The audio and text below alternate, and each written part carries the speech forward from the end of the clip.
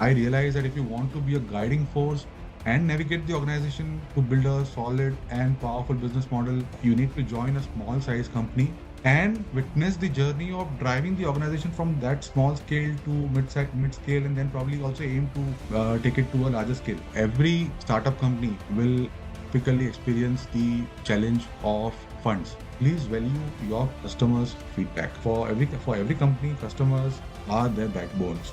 Most of the startup companies struggle to kind of raise funds because the unit economics were not intact.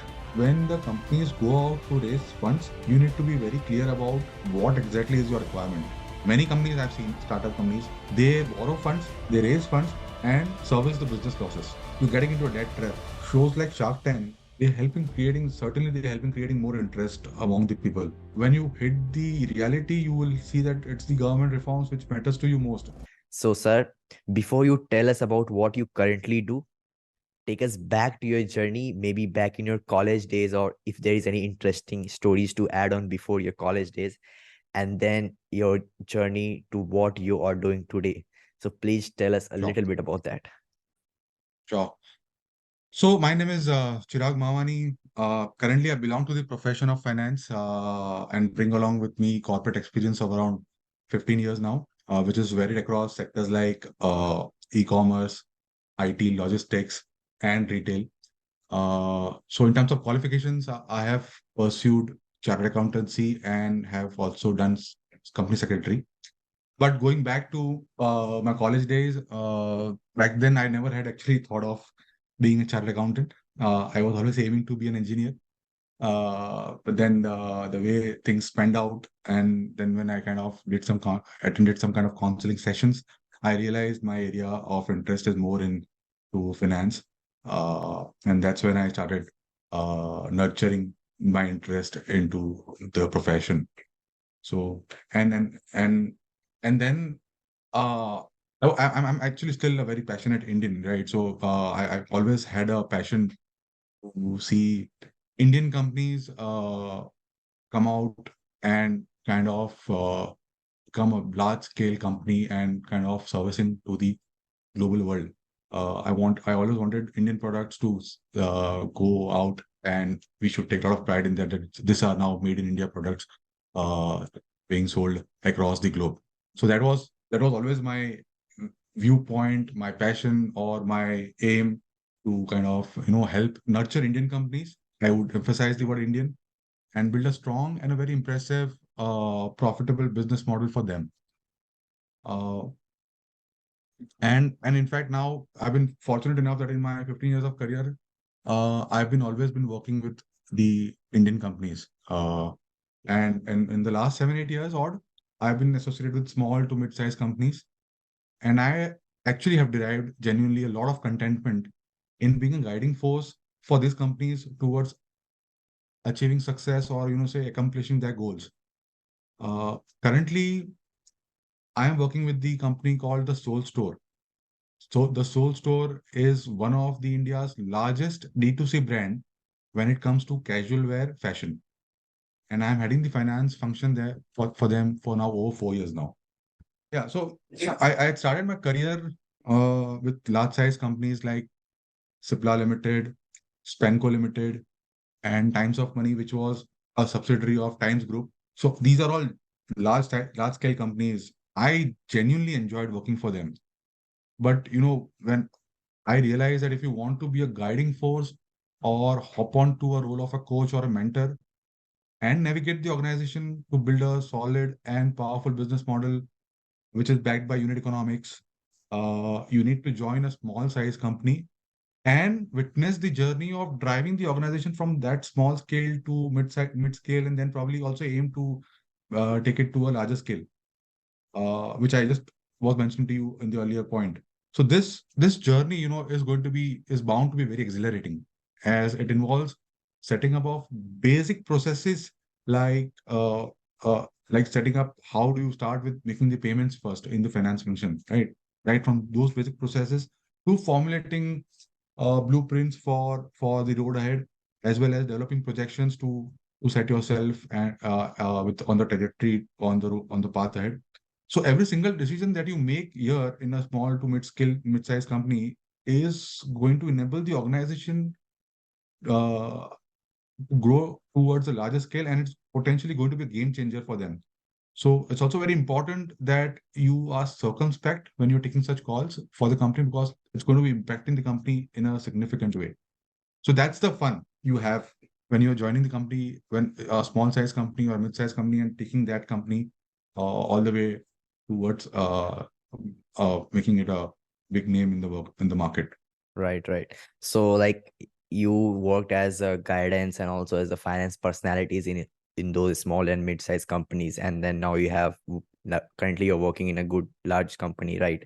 So are there any experiences or learning that you carry on? Like you were working there as a guidance, so most of the learnings were from your side to them. But are there any learnings or experiences that you took on from those companies and those companies to the company that you're working currently? When it comes to small size companies or startup companies, every startup company will typically experience the challenge of funds, lack of funds or adequacy of capital is the correct word or correct term. This is one of the key challenges that every startup company goes through, because in the formative years, a startup company is filled with a lot of infinite ideas and avenues which it would like to explore.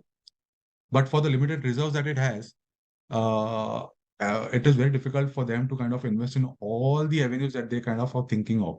So it becomes very important for startups to let go of several avenues and identify the ones which which where they are very much confident of certain success, and invest this limited funds that they have at their disposal on that particular pathway.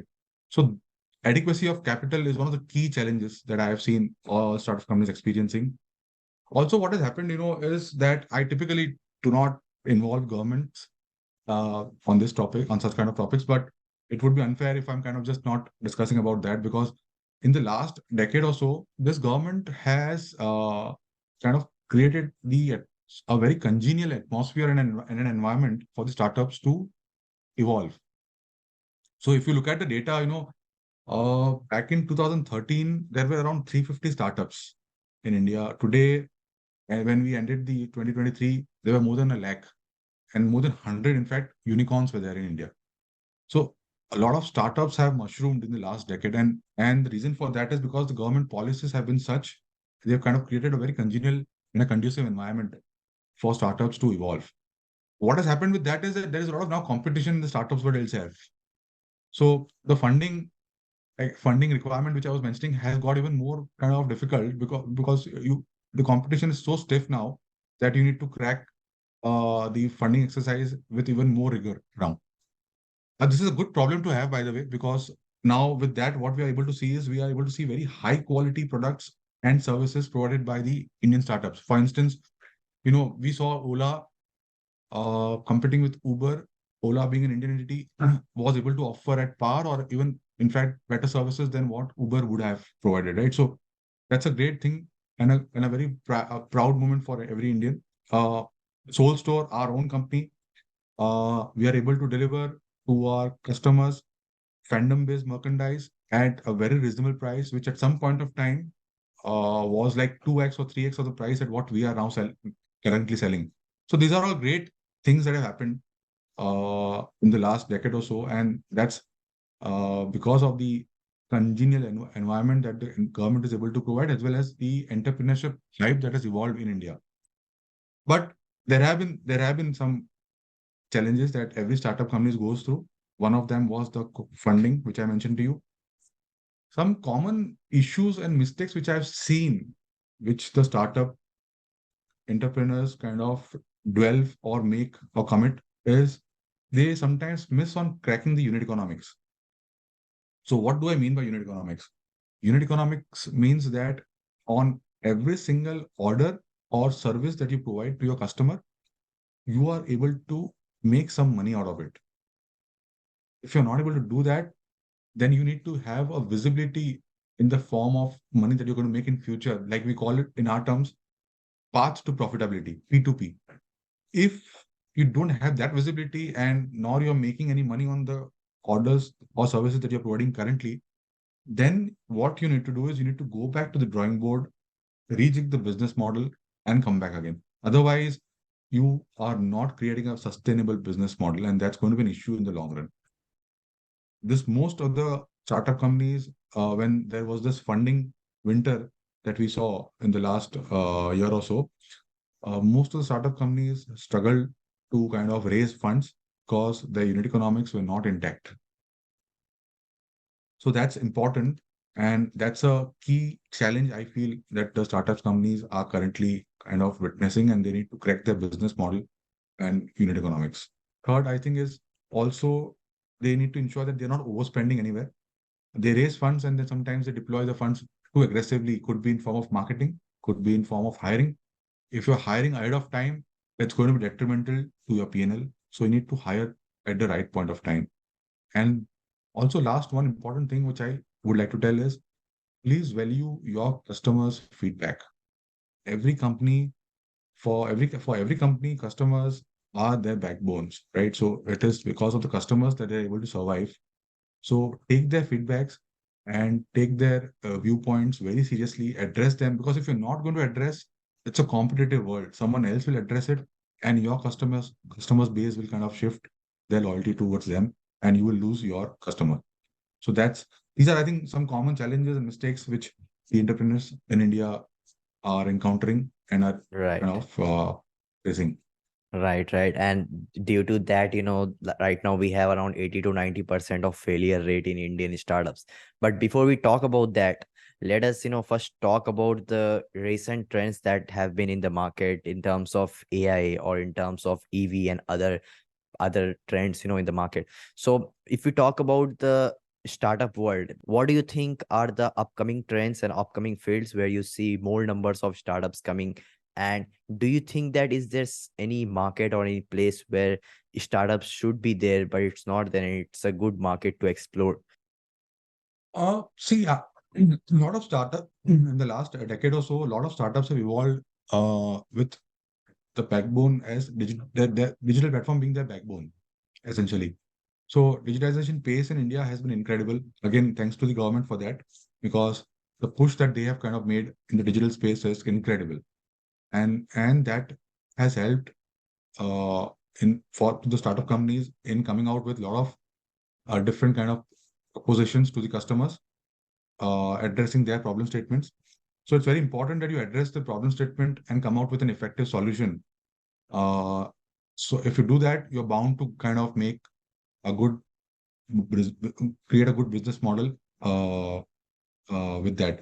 But what's most important here is to come out with a very price sensitive and a durable business model, because Indian market is very price sensitive, right? So you need to be very conscious about the fact that your product is not very expensive and is durable.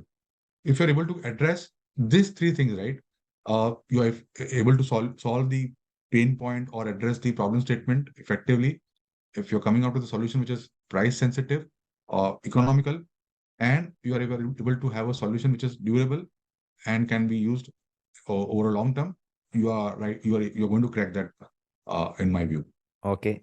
So after the after we try to have like when we have sort of any ideas or any plans to execute, a lot of startups require pre-seed investment to get the ground going. And a lot of startups, they when they start with some sort of services or all those businesses, when they are in a good growth stage, then they go to the VCs or any private investors. So it's still that you mentioned the fact that startups are not able to raise funds. So what do you like, what would you suggest to any startup or any business that is starting up, requirements that you should have in your business before you go to any VCs or any investors to raise funds? See, for the investors, the most important thing is to have a business model which for them is kind of enticing enough, and they see a good kind of returns being coming out from it over the period of 3 to 5 years. So you may have a good proposition today, but if they don't see that working out well in the long run, it's an issue. So it's important that you build a business model and you have the unit economics in place and you are able to kind of project yourself and your growth over the next 5 years, at least with some good returns being visible on the particular projections. That's what is most important for investors. There, for them, it's the money that they're deploying and the returns that they're expecting over the period of 3 to 5 years.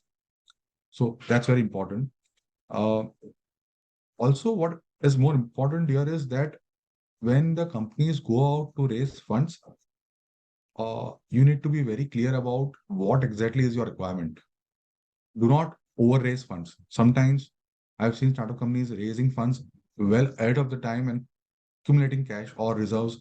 And that's very detrimental because every single fundraise that you do has a cost to it.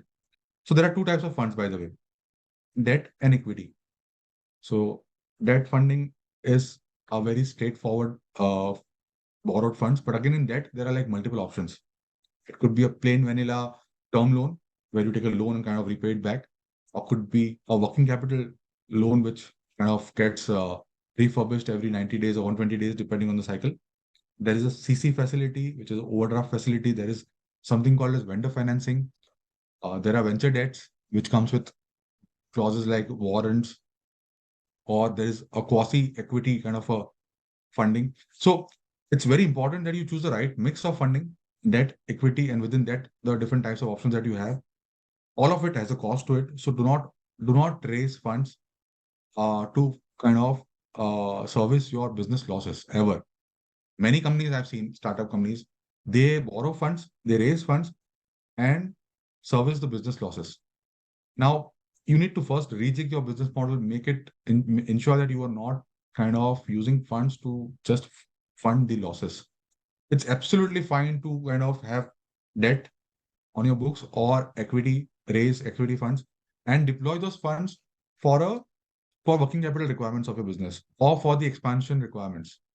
But do not ever use funds for funding losses because then you're getting into a debt trap. You're getting into a trap where you're just kind of going to spend uh, with no vision on how to kind of get returns on those funds. That's very important. Okay.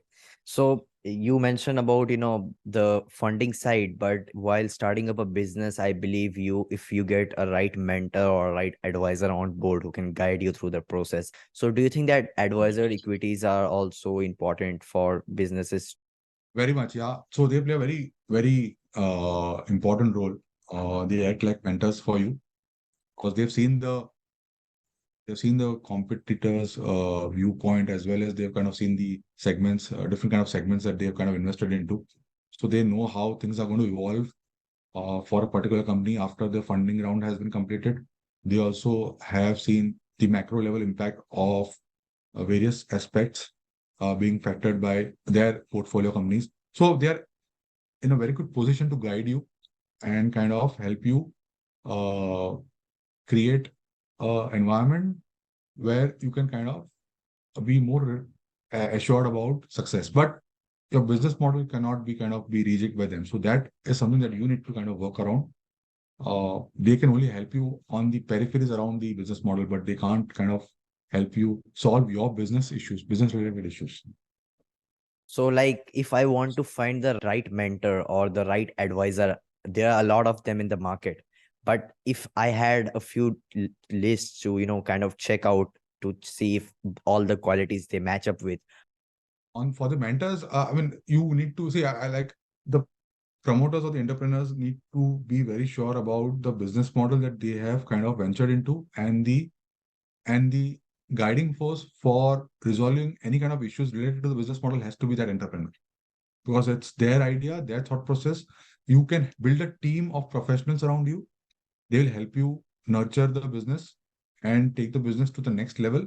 But the fundamental thoughts and the action points will have to come from the entrepreneurs because this is their brain and their baby. So they need to ensure that they are kind of dwelling out ideas which are going to help shape the organization or take up the startup to a larger scale. Everything else, be it the advisor or be it the professional companies, professional resources around them who are helping them grow to the next level, will act as a support, but it won't be kind of driving force. The driving force has to be the entrepreneur. A lot of entrepreneurs get a very strong sense of driving force, where it leads them to kind of dropping out of college and, not going to colleges and just getting started with their business ideas and everything. So, do you think that it is the right decision? Because we see some entrepreneurs, like we see Nikhil Kamath, maybe he dropped out of 10th standard or something like that. So, if is there any stage where you should make those decisions, or you should totally avoid making this decision, like rather than doing these things first, you should complete your college and everything and then get started with your idea?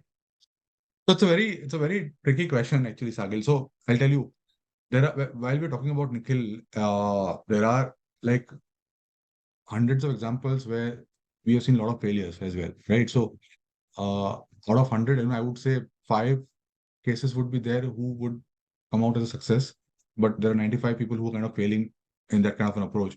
Even if you do it after your studies or after your qualifications, the chances for you to survive and be successful is very minimal.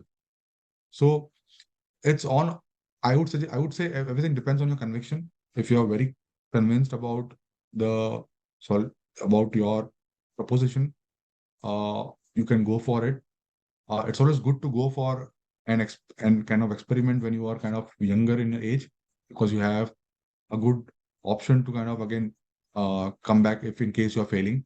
But I don't suggest anyone to kind of go for it without kind of completing your basic academic qualifications.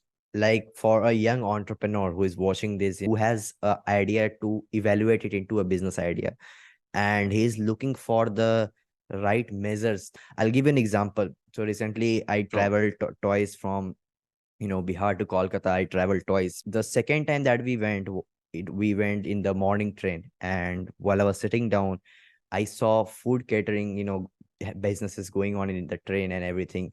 So when we look at those things, and first thing that comes in our mind is unorganized markets, and there are a lot of businesses being created around unorganized market and trying to organize a market, as we see Ola, Uber, and recently I talked to Rasa Cart's founder also, someone who's trying to organize the street food vendors and giving them a good branding, providing them with the raw materials, and onboarding them on Zomato and Swiggy. Let's say that I have a few thoughts to organize that food catering market in the train, such as making it more hygienic, giving them a good branding, adding on more products, and also turning them onto digital payments and everything. But these are just the thoughts. So if I list down my thoughts on a single paper, what are the other business metrics that I should list down and try to match up those ideas with before I get started with my execution? Sakil had mentioned in the earlier points that India is a very vast market. So if an entrepreneur, or if let's say if you have a thought of coming out with a solution which is an effective solution to an existing problem statement, you're bound to do well. Because and if you're riding yourself on a digital platform, definitely you are kind of being a good contender to to do well. Only thing is you need to be very clear about the product that you're offering is a cost-effective product or a solution, and it's durable. So the example that you just highlighted, it's already working out well. If you look at the e-catering options that IRCTC is now providing, it helps you with kind of making digital payments and opting for the kind of food that you can choose from from a larger catalog, basically, instead of just having the pantry food from in the trains. So today, if you go and travel by train, you have this option of kind of ordering food from different outlets like Domino's or Fastos and all different kind of options that you have, which were catering to the railway trains, and you can do digital payments to them and select the food at just an hour or a couple of hours before you kind of are going to reach to that particular destination. So this is already evolving, and it's evolving well, because again it's a very cost effective solution and kind of is addressing a problem statement effectively, right? So if you have something beyond this as well, it's definitely going to work out well, because it's a massive concern for people traveling in train that there's food is not hygienic enough. There are a lot of issues that we kind of have already seen and witnessed when it comes to train travel and the food that is being provided in the train. So if you're addressing any kind of a problem statement effectively with cost being not being a constraint, it's a cost-effective solution, you're bound to do well there. One more interesting thing that we talk about in India in terms of entrepreneurship and startups are the reality shows that we see. So there previously we had Horses Stable where we also hosted Mahavir Pratap Sharma as one of our guests. Top one, which is right now currently going, is Shark Tank India. So what do you think about the influence of such reality shows in Indian business ecosystem or Indian startup ecosystem today? Uh, in my view, shark shows like Shark Tank, they help in creating more interest among the people around, especially to come out with ideas and transform them ideas into a reality. The it's the government reforms which actually lays the foundation and helps in creating a conducive environment for entrepreneurship and innovation. So it's very easy to kind of have an idea and just think about formulating a business plan, but when you hit the reality, you will see that it's the government reforms which matters to you most. So government has come out with reforms in the form of startup policies and coming out with solutions like CGTMSC, which is a scheme where they kind of provide funds to the startup companies without any kind of a requirement of collateral being offered. So these are the things actually which help you in real sense, right? Which helps startups come out successfully and go ahead with their particular vision because they have kind of now backing of the government. So that's more important than the shows because these shows are going to be kind of creating a good vibe among people to have some interest in the startup world, but they cannot push you beyond a point because they'll fund limited set of people, right? So, I mean that too with a very limited amount that they have at their disposal. But it's the overall environment which kind of undergoes or overalls a change if the government kind of is doing reforms and thankfully we are seeing a great reform measures being taken by this current government. So I'm quite glad with that, and I see the next 2 decades is going to be all about entrepreneurship in India. The last and the most important question for today, if a entrepreneur or a aspiring entrepreneur is watching this, someone who wants to get in the field of entrepreneurship and some sort of build his own startup, or maybe he's watching this video with an idea that he have in his mind, and also he has been watching Shark Tank and getting more and more hyped up about building his own business because now he thinks that working for someone else is not a just good idea. I just want to build my own empire. What will be your piece of advice to all those young and aspiring entrepreneurs? Uh, See, entrepreneurship in India, in my view, is at an inflection point. With the startup ecosystem now growing rapidly and offering you several opportunities, there are it's a great time to be an entrepreneur in India. You need to be mindful of few things. Take right decisions at the right time. Uh, if you have kind of started building a company, hire resources smartly, hire them at the right time, raise funds very judiciously, like I'd mentioned to you. Do not over raise or do not kind of deprive yourself with the lack of funds. Uh, it's and the government support today and kind of government support that you have today and the availability of talent.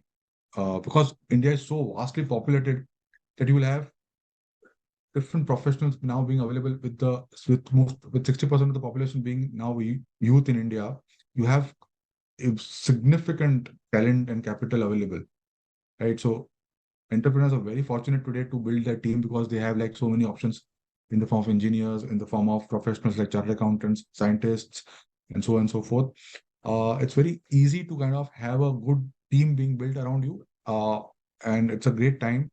Or you probably it's a very good position to build successful businesses or business case studies and drive the economic growth for the country as well. So it's a great time right now. Go for it.